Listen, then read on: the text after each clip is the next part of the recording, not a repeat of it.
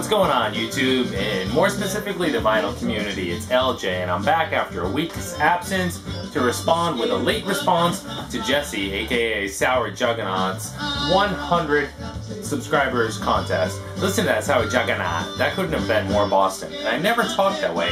SourJuggernaut's contest.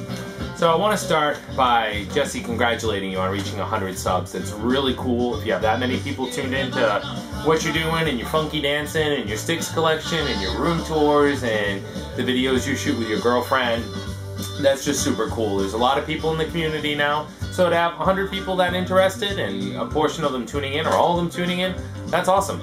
And right there, I'm just going to cheat Jesse and say that's my response to number one. Why are you subscribed and do you watch?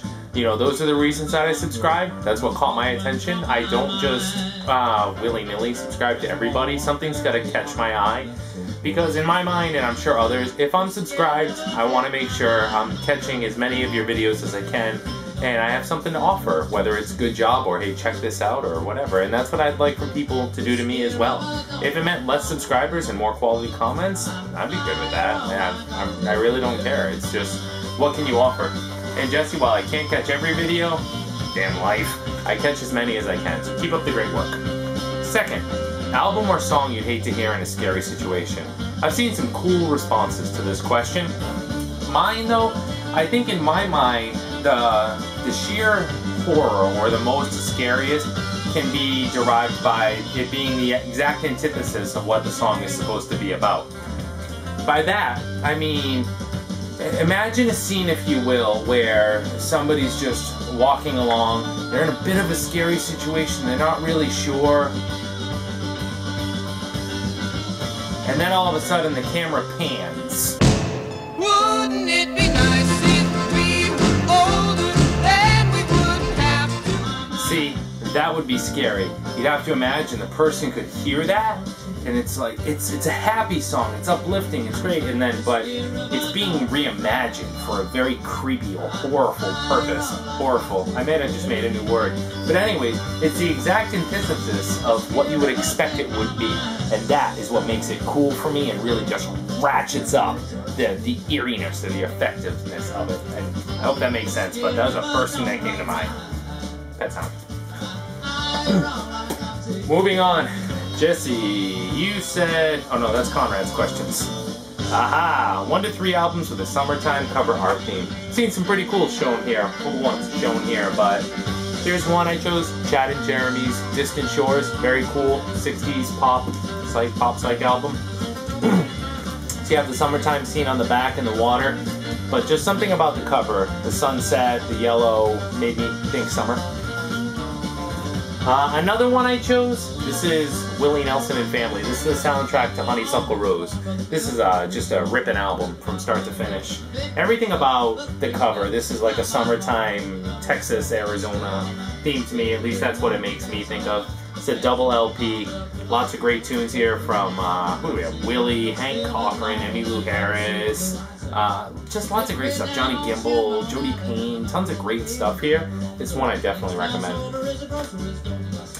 And on a similar note, here's Chris Christopherson's Jesus Was a Capricorn. So there's Chris and wife-to-be Rita Coolidge here just kind of kicking it at this is Willie Nelson's 4th of July cookout, I believe. It's what was shot at. I'm almost 100% positive it's Willie Nelson's cookout. Don't quote me, it could be Waylon or one of the Outlaws. But anyway, so it's just summertime good times. Chris having a cigarette, holding on to a paper with Rita. This is a summertime cover. For me. Now, an album I think you would like. Well, this is the vinyl community, Jesse, so I'm gonna cheat. And by cheat, I mean I grabbed 3. 2 I grabbed because I know you're a psych fan. So I wanted to recommend a couple of psych albums. First, The Eyes of the Beacon Street Union. This is about as twisted up for me, I think, as psych gets. This is from the late 60s, maybe in 69. It's a really good record. It's psych. I'm gonna say it most reminds me of something like early Pink Floyd, Piper at the Gates of Dawn type psych. Fantastic record, a little difficult to find, but definitely well worth it if you're able to find it. So take a look for it on eBay or Discogs. Eyes of the Beacon Street Union. Very cool stuff. Second one is another psych record. Again, one that can be a little challenging to find, but well worth it. This is Mind Odyssey by The Aggregation, and I have the LP stored outside of the sleeve. So this is The Aggregation's Mind Odyssey. This is a band that was actually, they played at Disneyland from the research that I did.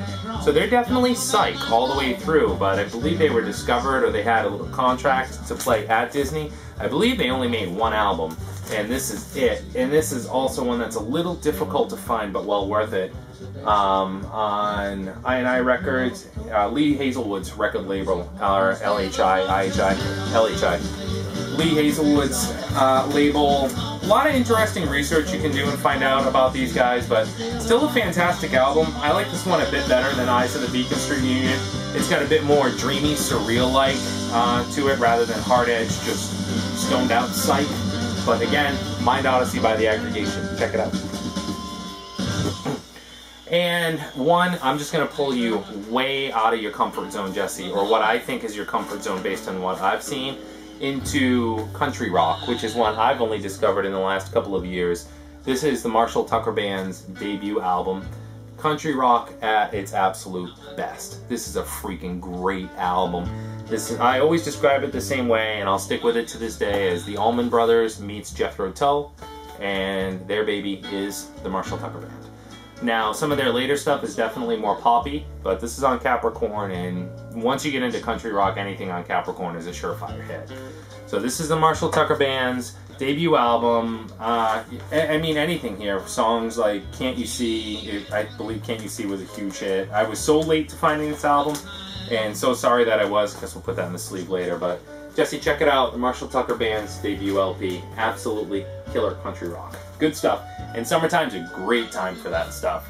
So I think I got all your questions. Yes, I did. So that's it for me. Jesse, congratulations. Back soon with a vinyl update, which I'm way behind on. Everyone take care and thanks for watching. Ciao.